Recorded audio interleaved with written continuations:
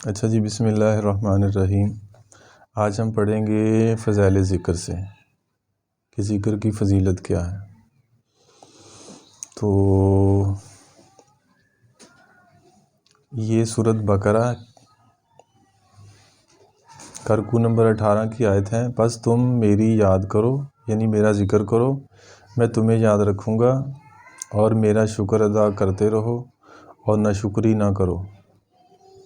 یعنی اس میں کہ جب ہم اللہ کو یاد کرتے ہیں تو اللہ بھی ہمیں یاد کرتا ہے، بلکہ یہاں تک آیا کہ اللہ پاک فرماتے ہیں کہ اگر میرا بندہ تنہائی میں مجھے یاد کرتا ہے تو میں بھی تنہائی میں ہی اس کو یاد کرتا ہوں، اور وہ اگر مجمع میں ذکر کرتا ہے نا، بندوں میں ذکر کرتا ہے، تو میں اس سے بہتر جو مجمع ہے نا فرشتوں کا، تو میں اس کے اندر اس کا ذکر کرتا ہوں۔ بلکہ ایک جگہ پہ تو یوں آتا ہے کہ اللہ جل شانہ کی یاد میں جب ہونٹ ہل رہے ہوتے ہیں تو اللہ جل شانہ فرماتے ہیں میں اس وقت اس بندے کے ساتھ ہوتا ہوں۔ ایک دفعہ ایسے ہوا کہ کچھ لوگوں نے پکڑ کے نا مسلمانوں کو نا ان کو مارنا چاہا، سب کو لائن میں کھڑا کر لیا، وہ ذکر کر رہے تھے تو ادھر انہوں نے نا وہ رائفل چلا رہے ہیں، گولی تو وہ چل ہی نہیں رہی۔ وہ بڑے پریشان کہ وہ چلاتے ہیں کیونکہ وہ سارے ذکر کر رہے تھے، تو انہوں نے شاید یہ کہیں پڑھ لیا تھا کہ جب بندہ ذکر کرتا ہے اس وقت اللہ جل شانہ فرماتے کہ میں اس کے ساتھ ہوتا ہوں۔ تو اس لیے ہم جب اللہ کا ذکر کر رہے ہوں تو ایسا ہی ہے کہ جیسے اللہ ہمارے ساتھ ہے۔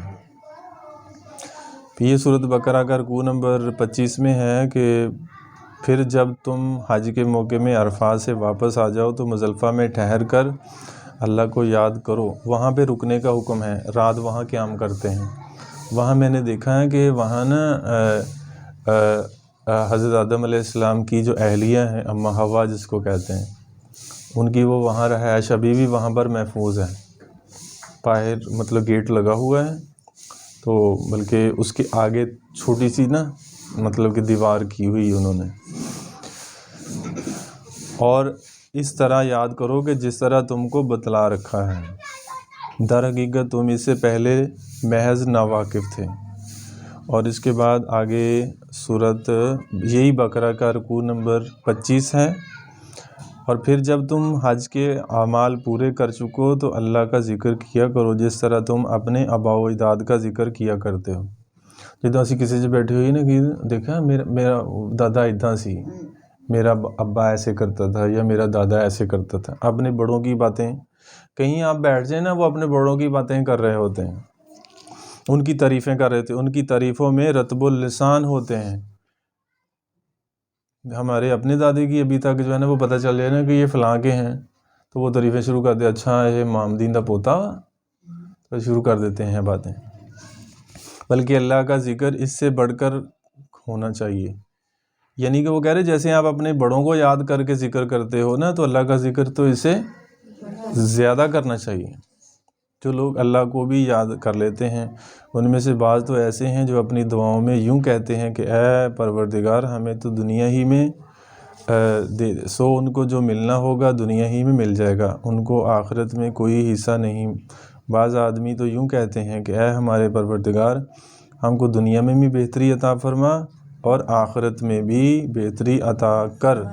یعنی جو اب دعا نہیں کرتے ربنا آتینا والی فی الدنیا حسنہ وفی الآخرۃ حسنہ، یا اللہ ہمیں دنیا میں بھی دے اور ہمیں آخرت میں بھی۔ بعض لوگ جو کہتے ہیں نہیں ہمیں آخرت میں ہی چاہیے، کیا دنیا میں نہیں چاہیے؟ دنیا میں بھی چاہیے۔ اور بعض کیا کہتے ہیں کوئی گل نہیں سانو اتنے لب جائے گاں اگی خیر ہے، تو نہیں، ایسے نہیں، بلکہ دونوں جگہوں پہ ضرورت ہے۔ اور ہم کو دوزخ کے عذاب سے بچا، سو یہی ہیں جن کو ان کے عمل کی وجہ سے دونوں جہان میں حصہ ملے گا۔ ہے کہ 3 شخص کی دعا رد نہیں ہوتی بلکہ ضرور قبول ہوتی ہے۔ کون سی؟ ایک جو کثرت سے اللہ کا ذکر کرتا ہے، اور دوسرا مظلوم جو مظلوم ہے، اور تیسرا عادل بادشاہ جو ظلم نہ کرتا ہو۔ یہ 3 لوگ ایسے ہیں، اگر ہم بھی یہ چاہتے ہیں کہ ہماری دعائیں قبول ہوں تو ہم کیا کریں؟ نہ ہم بادشاہ ہیں نہ ہم مظلوم ہیں، تو ایک ہی چیز رہے گی، وہ کون سی ہیں؟ تو کثرت سے اللہ کا کیا کریں؟ ذکر کریں۔ اچھا، حج کے زمانے میں مینا میں جو ٹھہر کر کئی روز تک اللہ کو یاد کیا کرو، اس کا ذکر کیا کرو، کثرت سے اپنے رب کو یاد کیا کرو اور صبح و شام تسبیح کیا کرو۔ یعنی یہ ذکر کے بارے میں پہلے سے عقل مندوں کا ذکر ہے، وہ ایسے لوگ ہیں جو اللہ کی یاد کرتے ہیں، کھڑے بھی اور بیٹھے بھی اور لیٹے ہوئے بھی، اور آسمان اور زمین کے پیدا ہونے میں غور کرتے ہیں، اور غور کے بعد یہ کہتے ہیں کہ ہمارے رب، آپ نے یہ سب بیکار تو پیدا کیا ہی نہیں، بس ہم آپ کی تسبیح کرتے ہیں، آپ ہم کو عذاب جہنم سے بچا لیجئے۔ یعنی دیکھیں، کوئی بھی چیز ہے، چاہے وہ ہماری سمجھ میں آتی یا نہیں آتی، تو کوئی بھی چیز اللہ نے بیکار پیدا، اور جتنی بھی ہیں انسانوں کے علاوہ نا، انسان ہے غافل ہو جاتا ہے، لیکن اس کے علاوہ باقی جتنی مخلوق ہے ساری اللہ کا ذکر کر رہی ہے۔ جیسے دیکھیں پہاڑ ہیں، وہ کہتے ہیں تشدد کی حالت میں بیٹھے اللہ کا ذکر کر رہے ہیں، درخت ہیں وہ قیام میں ہیں، اور اسی طرح جانور کو دیکھیں آپ، جانور وہ رکوع میں ہیں۔ ہاں، جانور آپ نے دیکھا نہیں کہ ان کی ٹانگیں ایسے نیچے ہوتی ہیں اور وہ یوں ایسے گردن ہوتی ہے ان کی، تو وہ ساری مخلوق اللہ کا ذکر میں مشغول ہے۔ تو صرف انسان ہی ہے کہ جو بس اس کو پتہ نہیں، فرصت ہی نہیں ملتی، اور کوئی بھی چیز اللہ نے رائگاں نہیں پیدا کی۔ خوف جس کو پہلے سے ذکر ہے پوری کر چکو، تو اللہ تعالیٰ کی یاد میں مشغول ہو جاؤ، کھڑے ہو یا بیٹھے ہو یا لیٹے ہو، کسی حال میں بھی ہو، اس کی یاد کے ساتھ ذکر کرو اور اسے غافل نہ ہو۔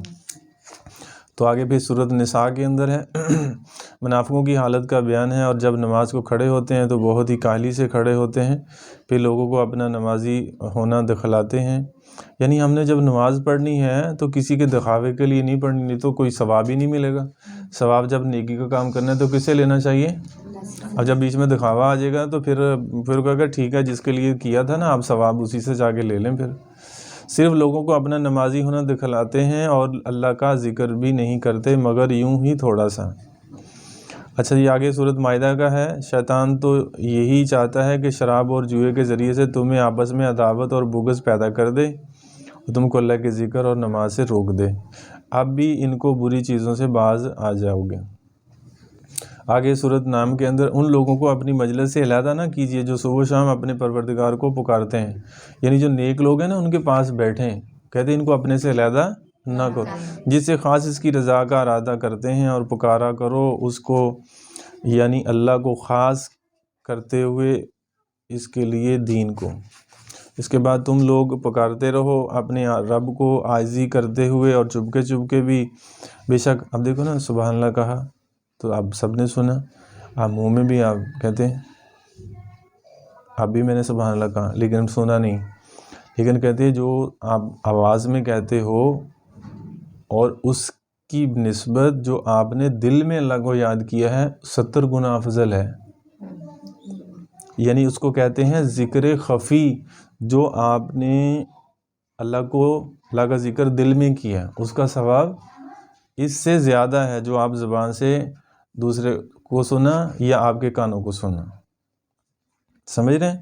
اس کی اصلاح کر دی گئی، فساد نہ پھیلاؤ اور اللہ جل شانہ کو پکارا کرو خوف کے ساتھ، عذاب سے اور طمع کے ساتھ، رحمت میں، بے شک اللہ کی رحمت اچھے کام کرنے والوں کو بہت قریب ہے، اور اللہ کے واسطے ہی اچھے نام، پس ان کے ساتھ اللہ۔ اچھا، بھی نیکسٹ آگے ہے، اور اپنے رب کی یاد کیا کرو اپنے دل میں اور ذرا دھیمی آواز سے بھی، اس حالت میں کہ عاجزی بھی ہو اور اللہ کا خوف بھی ہو، ہمیشہ صبح کو بھی اور شام کو بھی، اور غافلین میں سے نہ ہو۔